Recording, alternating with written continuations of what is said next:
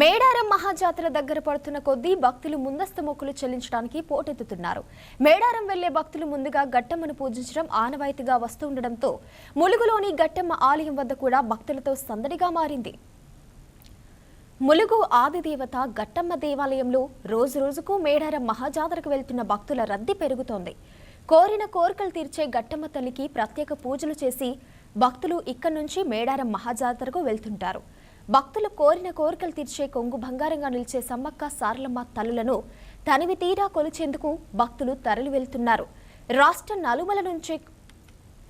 నలుమూలల నుంచే కాకుండా తదితర రాష్ట్రాల్లోని ప్రజలు వనదేవతల దర్శనానికి తరలి వస్తున్నారు.